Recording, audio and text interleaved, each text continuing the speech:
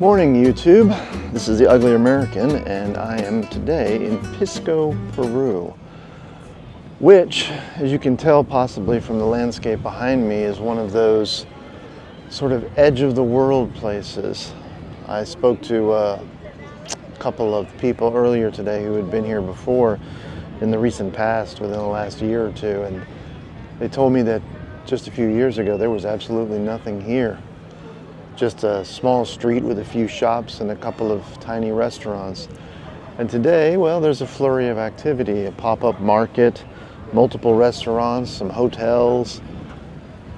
Progress, as it seems, in a place that feels quite a bit like the end of the world.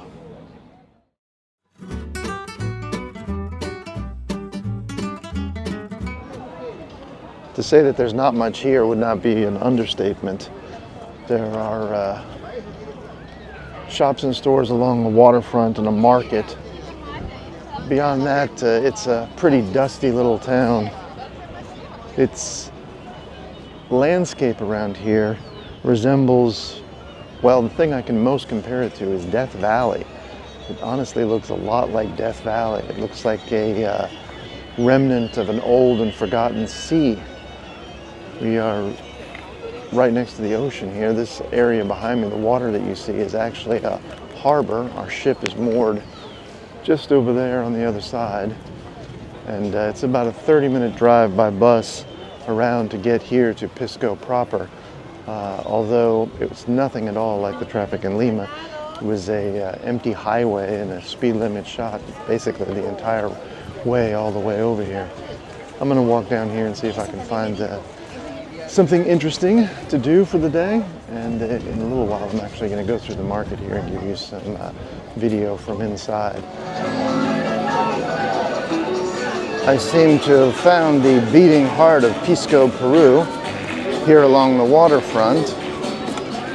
On one side we have all of the happening bars and restaurants, as well as places for photo opportunities, and on this side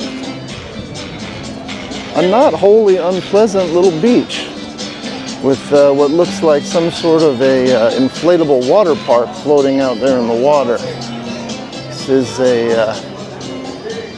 rather desolate landscape in the distance over there, but people seem to be making the best of it here. I tell you, one thing I do notice here is that even though it is not particularly hot and there is a breeze, the sun here, I think, is quite powerful. I'm pretty sure if you stayed out here for too long without sunscreen, you would get a nasty burn, because I feel like, I'm not sure of the altitude here, but I feel like we're actually pretty high. I noticed coming in on the bus that my ears were popping quite a bit as we drove up to the town here. So my guess is that the elevation goes up pretty quickly from sea level.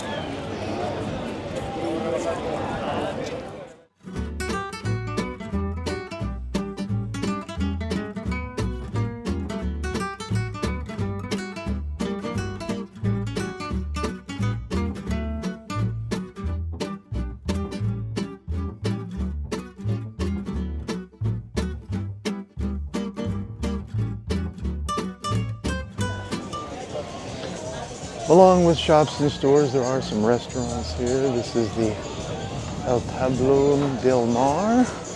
We got La Muna Resto Bar right here, and Bruce's Restaurant and Cafe. Some of the hot jumping spots here in Pisco, although they're not that crowded just yet. It is still kind of early right now. It's only about 11:30 in the morning, so I'm not even certain that the entirety of the boat has made it over here just yet, or if some people have possibly elected to skip this particular port altogether. I think a lot of people were worn out from the ordeal that was Lima, and so I noticed there was quite a few people in the restaurant this morning eating and whatnot, which generally isn't the case on a port day like this. A lot of times people will already be gone, but it was pretty full this morning, so my assumption is that they had elected to stay on the boat. It's another restaurant here, El Arezal. And we'll get into what is the beginning of their outdoor market here. That's pretty much all the things that you would expect, souvenirs and t-shirts and hats, things like that. There is supposed to be a relatively interesting wildlife cruise that leaves from here for about 40 bucks. Takes about 2 hours. I haven't decided if I'm going to do that or not just yet. I might go down and check on it though in just a second and see if it's worth it or not. So I have elected against taking the tour boats. The simple reason being is that the sun out here has gotten pretty intense over the last, say, 30 or 40 minutes. And most of the tour boats that I saw were uncovered. And I just thought that 2 hours on a boat, uncovered, exposed out in the middle of the bay wasn't exactly where I want it to be right now. Especially since I don't have any sunscreen and I'm not wearing long sleeves. Pisco Peru is the perfect example of a frontier type town, a pop-up on the edge of the world, if you will. People here are quite nice, and you know, one of the nice things about Peru is that many of the street vendors here and whatnot like that are not overly pushy. They generally ask you one time if you're interested, and if you're not, you simply let them know and move on, and that seems to be kind of the way it is here. So, you know, that can be a nice thing, because some places you go, it is not the case. You know, you are hounded and badgered. I mean, I understand people need money, but here it is pleasantly the opposite. I've pretty much reached the end of both the market and the town itself here. So I think from here on out, I'm just going to head on back. So I did make a purchase in Pisco. I bought a hat. Inca Cola. Not bad. Not sure that I made a really good deal.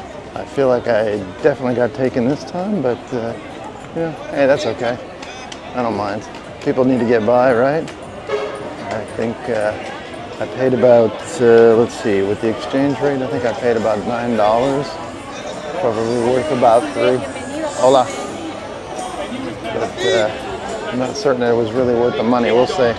I'll make up my mind later on and decide if I needed to pay for it or not. Maybe I should have bought something else, but we'll see. If you do come here on a cruise, one thing I would be remiss in not mentioning is on the cruise they're offering the same wildlife tour for anywhere from $200 to $300. That tour can be had right here in downtown for about 40 bucks. That's correct, $40 as opposed to $200 or $300. It takes about 2 hours. Now, of course, you're not granted to get back to the boat and things like that, but if you leave early enough, you should be perfectly fine. And it's a good way to save quite a bit of money. And that, YouTube, is Pisco, Peru. A small town on the edge of a vast wilderness. Not much there, but there are some charming aspects. And I suppose if you're on a boat sailing through the area and you're going to stop, I would come over and give it a visit. Maybe patronize some of the shops and restaurants and take a few pictures, have a few memories. Until next time, do not forget to like and subscribe. Thank you.